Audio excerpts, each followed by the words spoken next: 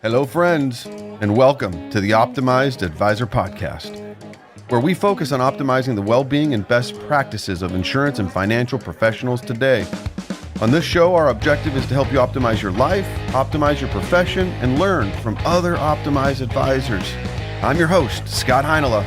We hope you enjoy the show.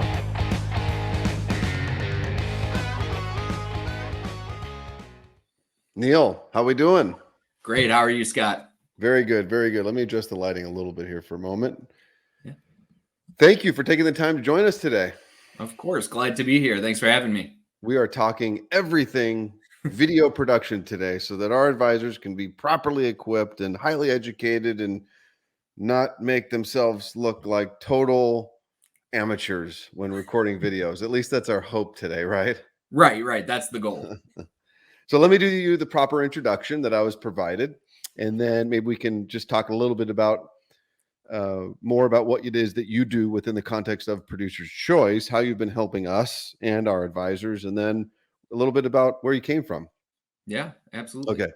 So Neil Willoughby, that's your proper name, is the media content production specialist with one and only truly Producer's Choice Network, a creative professional with over a decade of helping conceptualize and translate ideas into engaging visual content.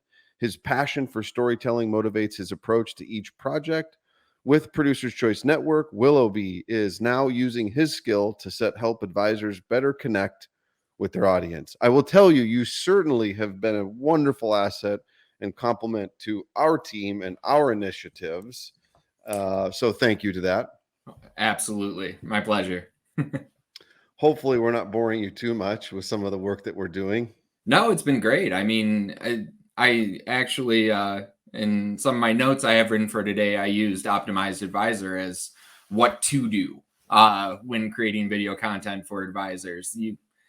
Everything from location to production value, you guys are hitting the nail on the head. So, and with that, I would say not to get ahead of ourselves, because I think we'll go back to a little bit about your background, but just a tidbit on that real quick is one of the best pieces of advice I could give anybody is you're not going to get it right the first time around. You'll probably never get it perfect, but you need to start taking action. If you're committed to it, just start doing it, and you will improve over time. You will make more investment. You will learn more about the lighting, the angles, the editing process, and we can unpack that a little bit more. But if you're committed to it, just start somewhere and do the best you can, knowing that it's not going to be perfect. You are going to make mistakes, but you'll improve along the way.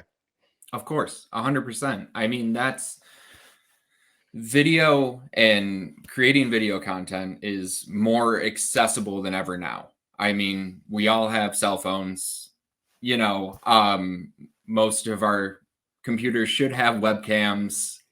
There's no reason not to get started, and understanding exactly that it's a learning curve, it's a learning process, and that shouldn't deter you from starting, but motivate you to get started sooner, because the sooner you get started, the better you're going to be, 6 months, a year down the line. Well said. Very well said. So we'll come back to that. Tell us a little bit about yourself and your background. Yeah.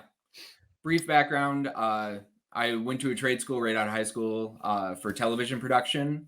And after that, I decided to continue my education, got my bachelor's in communications with a focus in media studies. Been working in different marketing capacities, different departments for a range of companies since then, and just trying to get better at my craft.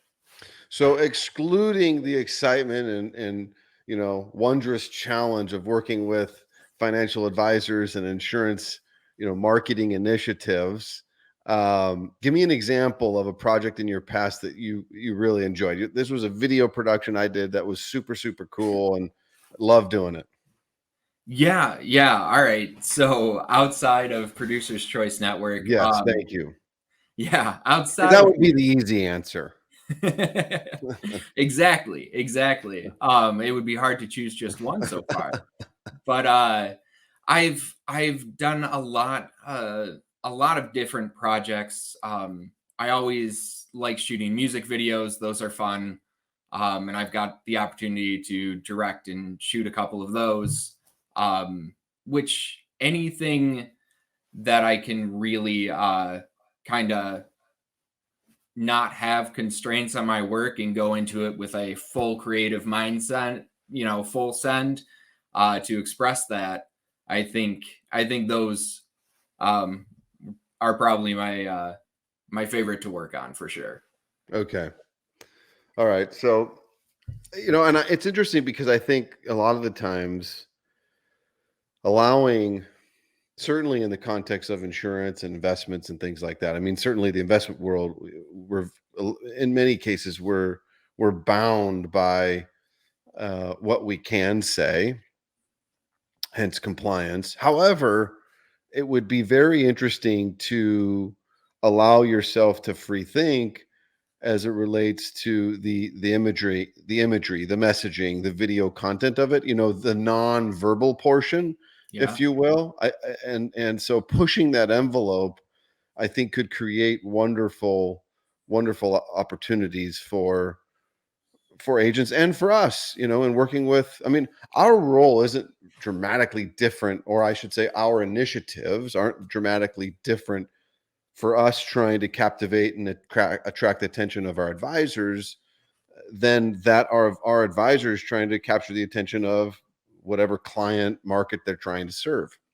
absolutely, 100%. And that's when going into creating media, that's the biggest thing is your intended use for it, right? And this is something I've talked to a lot of advisors about.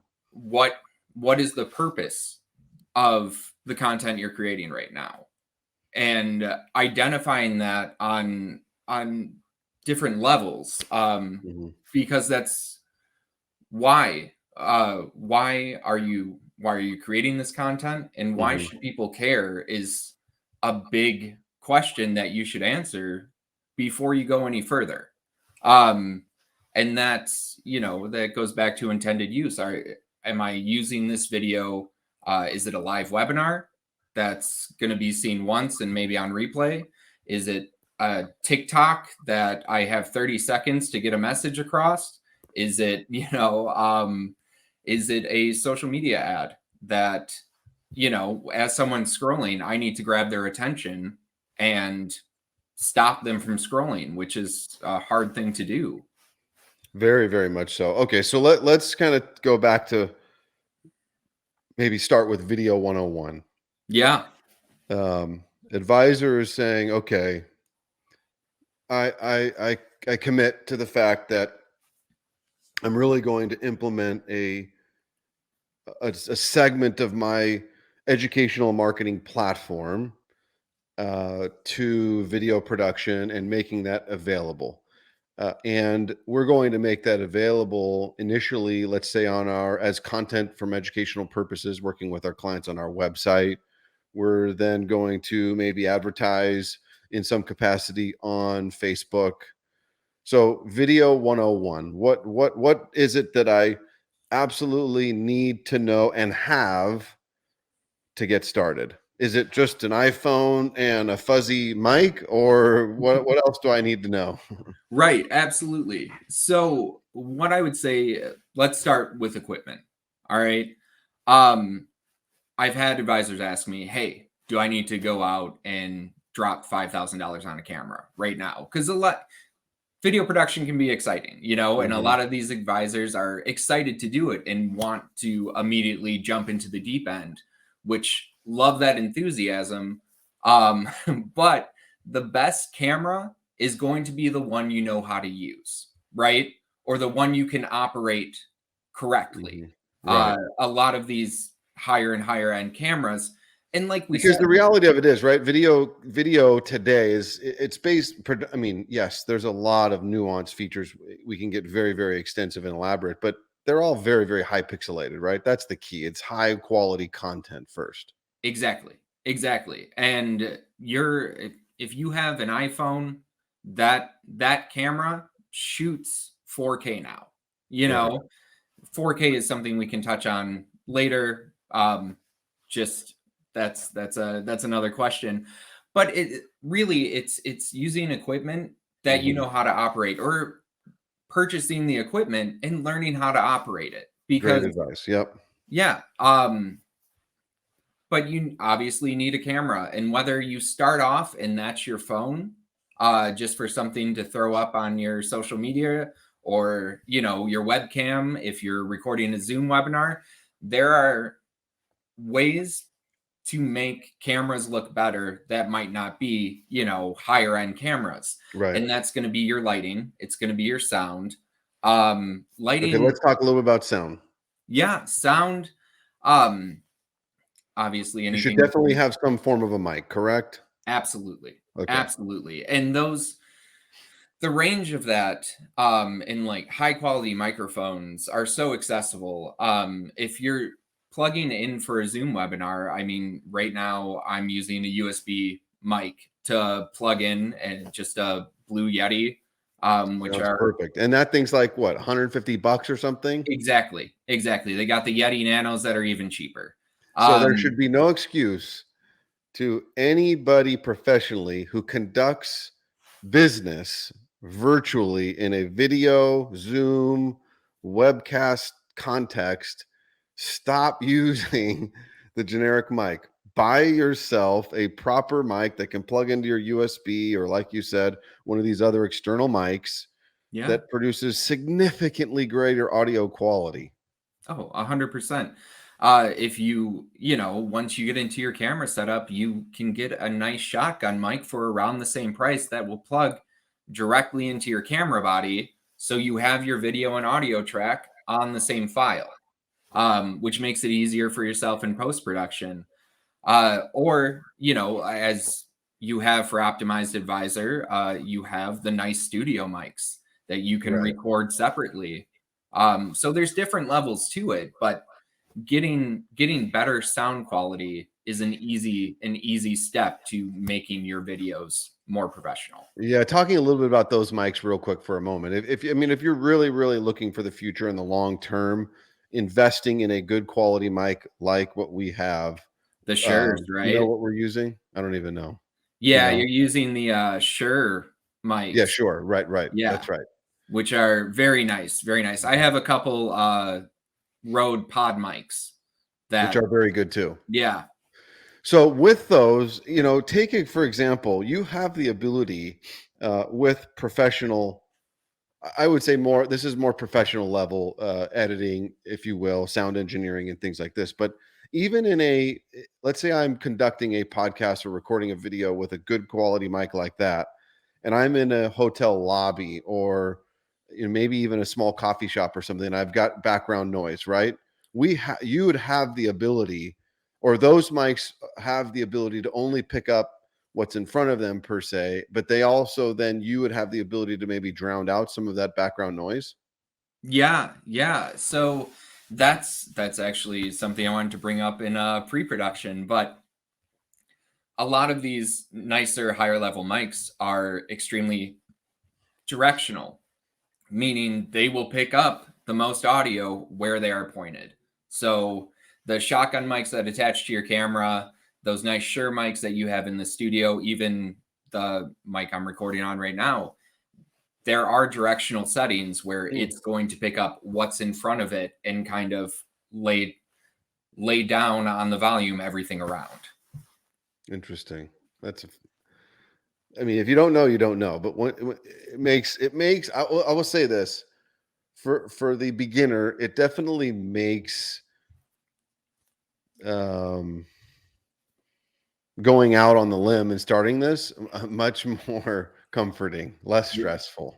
Right, right, Yeah. absolutely. And the third part of that, so we talked about camera and audio, is lighting. You need to be well lit, and that's going to bring the quality of your image to that next level immediately with like very minimal effort. Um, And I will tell you, your lighting and your video image that you're coming in now is phenomenal. So tell us more about what it is you're doing. Well, thank you. I for what you figured if have. I was going to come on here and talk about video with terrible lighting, that would kind of undercut my point. It'll remain. I'm fumbling my words. They will remain nameless. But I have been on a few of these, and you probably know or have experienced because you're the one doing the video editing. Thank you again. No problem. And it's like, wow, you're a pretty accomplished or professional executive, fill in the blank, and they're in this dark and kind of, I don't know, somber frame, and it doesn't reflect well.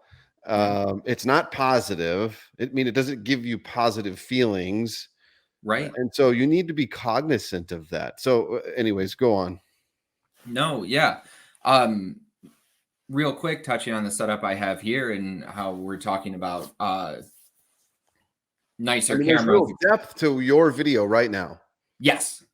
Yeah. How do you do all this? I'm sorry. How do you do all this, Neil? So I'm actually using my professional camera as a webcam. Oh wow. Brands like Sony, Panasonic, Canon, I know those three for sure, have drivers you can install on your laptop where you can plug a USB in from your camera to your laptop and use that instead of your internal camera for video on Zoom or any other platform like that. So right now I'm shooting on my Sony A7S II, which is nice, and I have that depth of field. I'm shooting on. That's full 4K. Right now this is actually, we're only shooting in 1080. You are okay. Yeah. The camera is capable of full 4K, but let's touch on 4K for a second, right? Okay. Because I do get the 4K question a lot, which is when I'm shooting video or starting off, do I need 4K? There is one instance, and I'll justify this, right, where I think you really need 4K. And that is if you plan on cropping in the video. Like we do for Optimized Advisor podcast, where you have Scott and the guest talking on either side when they're in the studio together. Mm-hmm. Those shots are pushed in a little bit. It allows you in post-production the ability to shift and compose a completely different shot than you originally had to work with. And having that higher quality file is what really allows you to push in without it getting pixelated. Otherwise, if you're recording a webinar, if you're recording anything that's going to be consumed on a phone or on a laptop, 4K is, you can do it.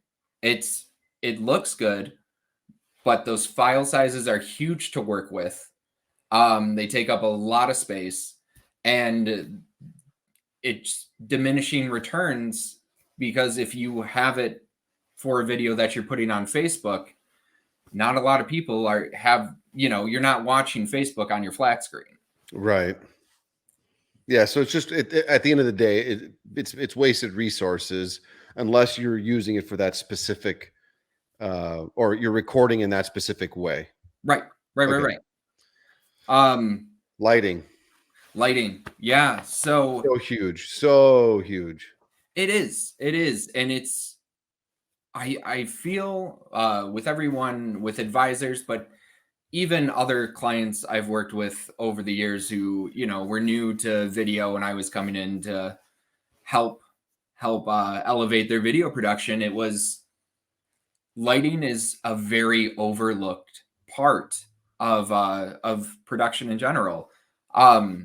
But it's so very important. We talked about that a little bit, where, the advisor is this executive and they're sitting in a dark room, and it doesn't, like, very, very literally, it doesn't look good on them. It doesn't. So there's a lot of different, and lighting's another super accessible thing that doesn't take much time to set up. There's ring lights. I mean, if you're in a pinch and you have a ring light on your desktop that can light you for a webinar, great, wonderful. Right. When you go into, investing in your production, getting a couple LED panels, right? Like 660 panels Hmm. or something like that, where you can buy. I suggest 3. I always suggest at least a 3 light setup because Okay. that'll give Those three you. should be positioned where? Yes. Left. So right now, I have a key light, which is the light that is directly on me. Um, I have a fill light, which is coming from the other side and kind of filling in the shadows from the key light.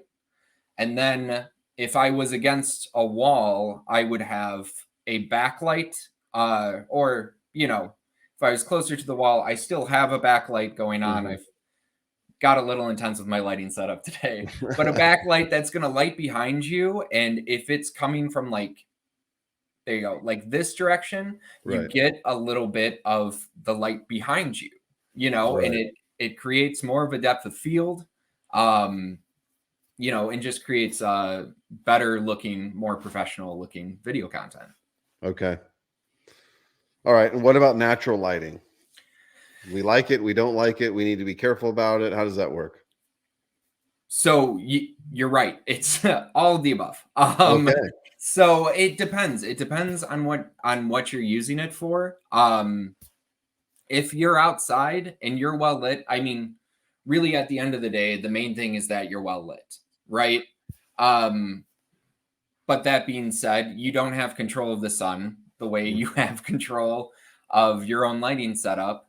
So it's hard to work with. So you want to hit those points where you're well lit, not in shadow. And if you have one source and it's just the sun outside, well, sometimes, depending on what time in the day you're shooting, uh, you're going to create shadows and you're not going to be lit as well as you think you would be. Right. Okay. So we've gotten the basics of my microphone. I've got proper microphone. I've got my proper camera. I feel good about all that. I've got my lighting all set. It's not dark and dingy. Everything's ready to go. Now let's shift to a little bit of pre-production talk.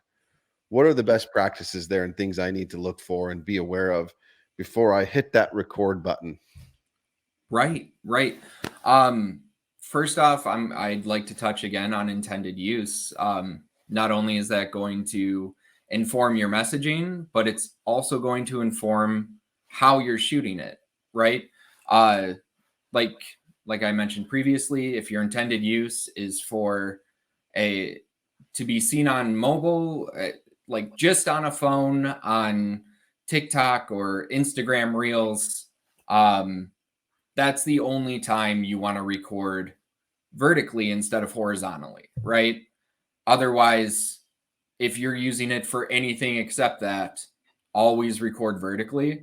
I've had. Okay, wait. So specifically, I want to record horizontally when I'm recording what? You want to when Horizontal is recording for social media, so that'd be like Facebook, TikTok, or that's right backwards. backwards. So that's vertically. Okay, that's If vertically. you're doing specific video content for Instagram Reels or TikTok, that is the only time you want to record vertically. Got I've it. had advisors who were super well-meaning try to record something kind of like a selfie, and they Mhm. have their phone vertical instead of horizontal, and it it's not usable in a way, in the ways they want it to be, Yeah, and that's a when they problem. could easily have just shot it horizontally to begin with. Got You it. know, Okay. and if you're What shooting about it LinkedIn? What about LinkedIn videos? Should that be video recorded vertical or horizontal? horizontal, Okay. absolutely, Got it. because Okay. that will be cropped to a smaller rectangle when you're scrolling through LinkedIn, but it'll open up once you open that video player. Got it. Okay. Yeah. So after intended use in scripting, so you have your message, you know how you're going to shoot it on your camera. Location is the next part of pre-production that deserves your attention. It Mhm. what I what can't your I can't location. stress enough the importance of what I would call staging. What is it that I want my viewers to see within the frame?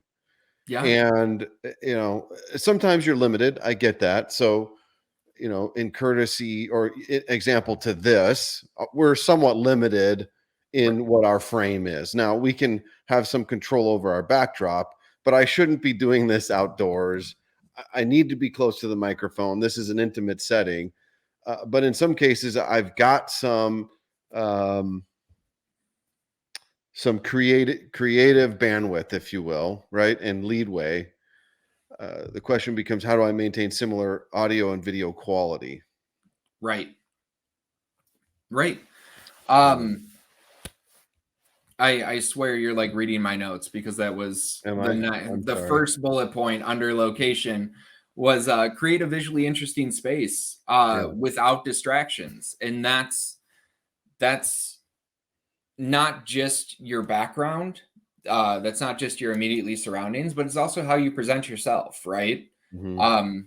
If it's the look, and when someone's scrolling, looking at video, and sees a video come up in their feed, is that an image that's they're going to say, hey, I want to see, this looks interesting, that I want to see more? Or are you standing in front of a white or beige wall, that's poorly lit, and it's it brings a different life, to the video content. It really makes it come alive. In the same breath, I will reiterate what you said, which is, always check with your compliance department before Mhm. before posting any video content. But if you look at, again, I'm going to use Optimized Advisor as an example. The studio for Optimized Advisor, you have that really nice slatted wood wall. You have the motivational poster on one side. You have the desk in front of you with the mics. It's very like it's a very elevated studio setting, right? And that's visually interesting. If that room was just a white wall room, it would take away from the depth of that image, right? Right. Yeah, So and to that end, it's like, give a little bit of thought, right, to what is it that I want this image, this frame to be, and if it's that quick video of yourself and recording. So let me ask you this question: Is it okay? So, advisor, I've got my message of the day, right? Whatever, or week, right? I'm speaking to my audience, my customer base, and I'm going to self-record. Is it okay if that video is always done in the same frame, or should I institute some type of variation? I mean, Again, this is artistic. I'm not. There's no set answer, right. and we can obviously push the envelope either way. But just artistic, professional 2 cents, if you will. Well, I think recognizability is a big thing there, right? If you have a studio that you shoot in, you have a curated space, Hmm. like we've talked about, that's a set, really. I mean, if you Right, want our to talk in studio. In the production terms. context of our studio, we're always preferably recording in our studio, and hence that's the result of our video. Right. And you see that, you can see an image, and it doesn't matter who the guest is there. Who the guest is, you can identify the Optimized Advisor studio. Hmm. And doing that, if you've seen an Optimized Advisor podcast, you are more likely to see that image and make that connection really quick and be like, oh, who's on this week? Good point. Familiarity. Yeah. Yeah, good point. Okay. So What else with pre-production? with location, just one more point on that Yes, is please. checking, and this is stuff we talked about before with sound and lighting, but the control of your location. So if you're like, hey, I want to shoot a video outdoors, are you next to a major street? Are you, like, is there foot traffic around where you want to be filming? These are things you want to scout out before you film in a location. If you're If shooting it's indoors, super windy, exactly. probably need to pick another day or find another location. Right. Yeah. The same goes for indoors, though. If you're shooting in an office or want to create a studio space in your building, that's fantastic. Go in there and just listen. Are Mhm. there any appliances running? Is there an AC that you can turn off? All of this stuff will pick up on mics, even if it's directional. If my mic's angled up towards me right now, and behind me on the ceiling on that wall, I have a vent that's pushing air, you're gonna hear that. Wow. Okay. Yeah. Okay. And then last for pre-production, and this is it's performance, right? Rehearse. If you have an idea about what you're going to say, rehearse it. I mean, what reads on camera most is confidence. If you are confident in what you are saying, that's a good look. That's going to read to your viewers. And relax, because unless it's a live webinar, if you're just doing something to post up on social media, you can always reshoot, right? Right. Like if you're putting on a little daily, hello, here's my thought for the day, you don't have to get it perfect the first time.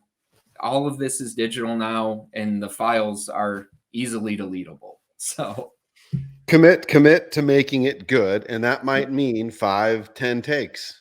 Yeah. Commit And if to that's that. what it takes, Be patient. You're going to benefit more from a final take that you're proud of than, half the number of takes, that you're like, oh, that's okay. It's good enough. Right. I mean, if you're serious about adding video production as part of your presence online, put in the time, put in the work to do it, and do it well. Yeah, not just taking action. That's a big first step for many. But once you do take action, take the time, be patient, put in the 100% effort. Right. Put out your best version of what it is you're trying to accomplish. 100%. Yeah. Beautiful. Love that. Okay. Anything else for pre-production? I think those are good fundamentals, right? Like those are going to guide you to get you started, right? So the goal here is to help motivate and educate, not make it discouraging. Like, oh my goodness, right? We want to walk the fine line.